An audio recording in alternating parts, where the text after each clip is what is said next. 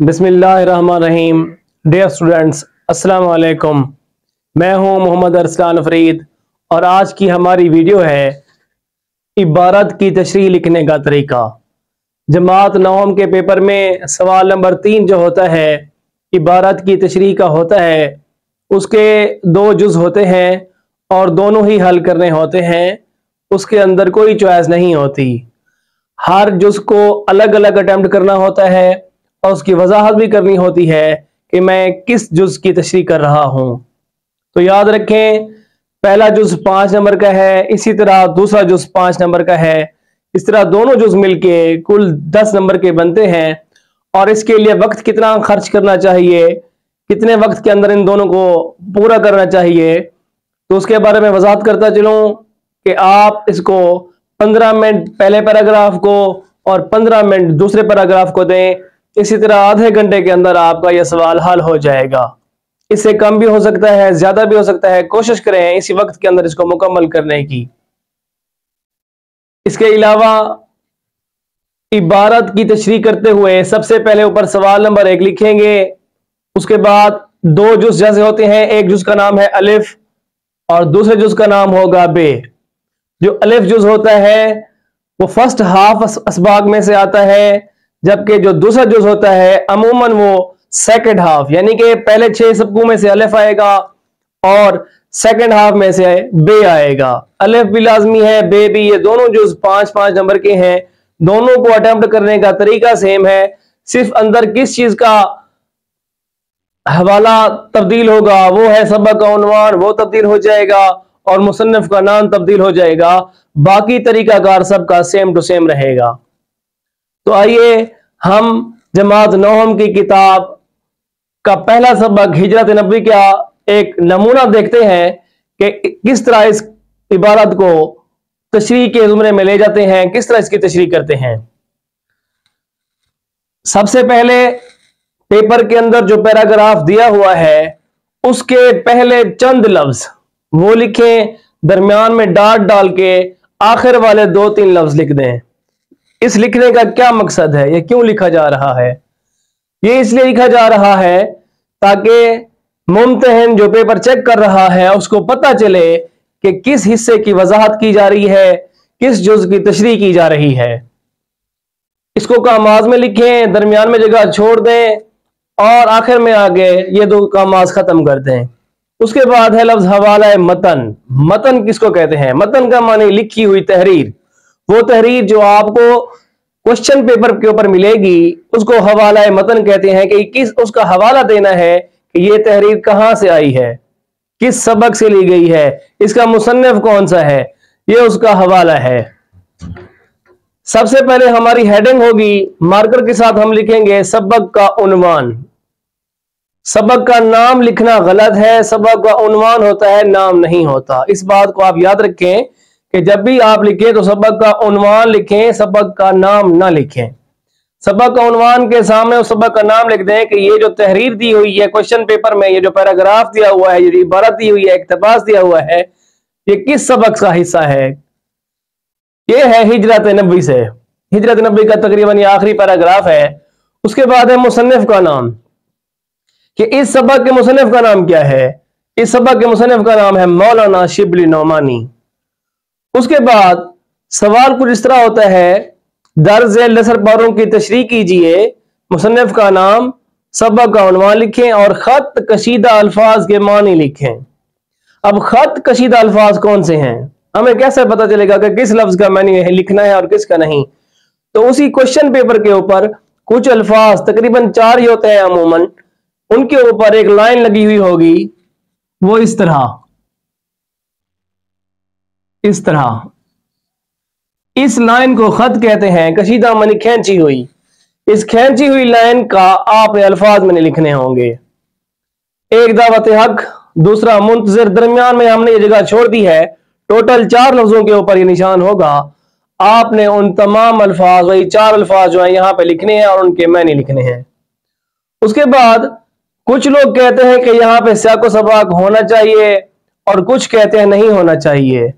तो आपको इसके बारे में वजाहत देता चलूं, क्योंकि ये एक इबारत सिर्फ 5 नंबर की है اور इसकी तकसीम के बारे में भी आपको बताता हूं। टाइम थोड़ा होगा तो कोशिश करें आप सियाक व सबाक को छोड़ दें, क्योंकि हमें क्वेश्चन पेपर में उन्होंने सियाक व सबाक नहीं पूछा होता। सियाक व सबाक का मानी क्या है, किसको कहते हैं?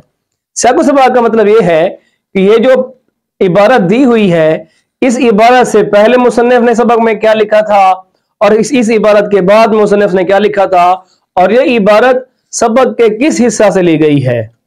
आप जब सबक पढ़ेंगे तो आपको याद आ जाएगा वाकयात की तरतीब के साथ कि ये सबक का आखिरी हिस्सा है या शुरू से है या आखिर में है या दरमियानी हिस्से से लिया गया है। इसको सियाक व सबाक कहते हैं। क्योंकि क्वेश्चन पेपर में हमसे सियाक व सबाक नहीं पूछा गया होता, लिहाजा इस चीज को हम इग्नोर करेंगे और ये सियाक व सबाक की सुर्खी या उसके बारे में लिखना नहीं लिखेंगे। है ये सिर्फ 2 नंबर का, इतना टाइम यहां पे लगा लेंगे तो बाकी सवाल रह जाएंगे। उसके बाद हम आ जाते हैं तशरीह के ऊपर। यहां पर सबसे बड़ी जो गलती करते हैं तालिब इल्म, और यहां पर लिखते हैं तशरीह तलब सबक में।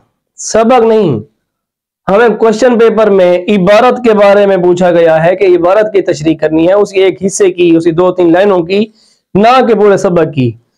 स्टूडेंट्स क्या करते हैं, यहां पे पूरे सबक का खुलासा लिखने बैठ जाते हैं, जो कि बिल्कुल गलत है। यहां पे उनका वक्त ज़ाया होता है, नंबर भी कुछ नहीं मिलते, क्योंकि हमने उस इबारत के बारे में जो कुछ लिखा हुआ है उसको आसान लफ्जों में अपने अल्फाज में बयान करना है। तो ये उसकी तशरीह है। सवाल यह हो सकता है, क्या इबारत की तशरीह में अशआर, अहदीस, कुरानी आयात, कोई अहम वाकया लिख सकते हैं या नहीं? इसका जवाब है बिल्कुल लिख सकते हैं, बल्कि ये प्लस पॉइंट है आपके। अगर आप तशरीह के अंदर उसी मुताबिकत का कोई शेर लिखेंगे, कोई हदीस लिखेंगे, कोई कुरानी आयत लिखेंगे, तो इसके आपको एडवांटेजेस हासिल होंगे, आपको नंबर मिलेगा इसका। तो आइए अब हम इस पूरे सवाल की नंबरों की तकसीम देखते हैं कि कौन सा हिस्सा कितने नंबर का होता है। सबक का जो उन्वान है ये हाफ नंबर का होता है। मुसन्निफ का जो नाम है ये भी हाफ नंबर का होता है। इस तरह हम कह सकते हैं कि ये हवाला मतन यानी कि सबक का उन्वान और मुसन्निफ का नाम कुल मिला के 1 नंबर का होता है। उसके बाद बारी है खत कशीदा अल्फाज के मानी। ये देखें कितना खूबसूरत लग रहा है। आपने भी पेज के दरमियान में मार्कर के साथ ये हेडिंग देनी है। उसके बाद अल्फाज मानी, अल्फाज मानी। अगर आपके पास जगह कम है तो दरमियान में एक लाइन लगा दें, यहां पे अल्फाज लिखें और यहां पे उनके मानी लिखें। अल्फाज मानी कितने नंबर के होते हैं? एक लफ्ज जो है हाफ नंबर का होता है, इसी तरह दूसरा हाफ नंबर का, तीसरा ये भी हाफ नंबर का, चौथा ये भी हाफ नंबर का। एक ये हो गया और एक ये 2 नंबर के अल्फाज मानी होते हैं। 1 नंबर का हो गया हवाला मतन और 2 नंबर के हो गए अल्फाज मानी। कुल मिला के ये नंबर हो गए 3। अब बाकी 2 सवाल 2 नंबर किस चीज के होंगे? वो हैं तशरीह के। तशरीह शुरू कैसे करनी है? अगर आप सियाक व सबाक नहीं लिखते तो उसके 2 तरीके हैं।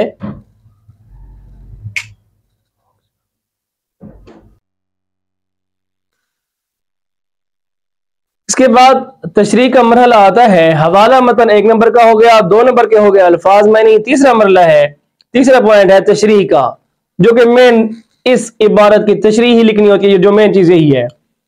तशरीह लिखते हुए अगर आपके पास इल्म है, आपको मालूम है कि ये इबारत किस हिस्सा से ली गई है, तो आप इसको ऐसे शुरू करेंगे।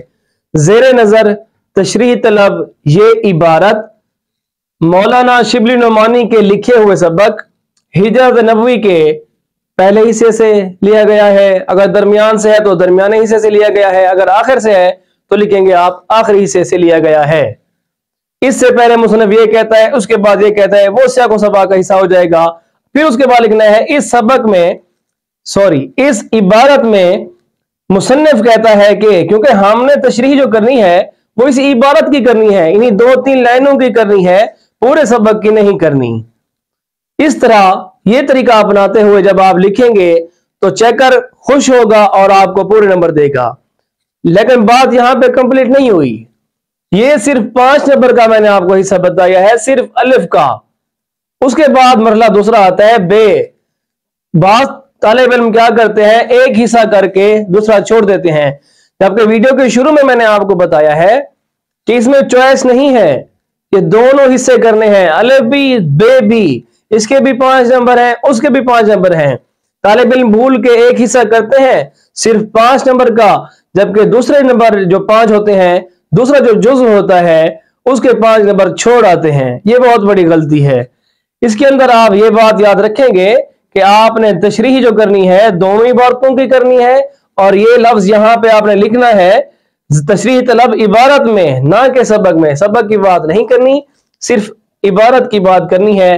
पहला हिस्सा मुकम्मल करने के बाद बिल्कुल इसी तरीके के साथ आपने बे हिस्सा शुरू करना है।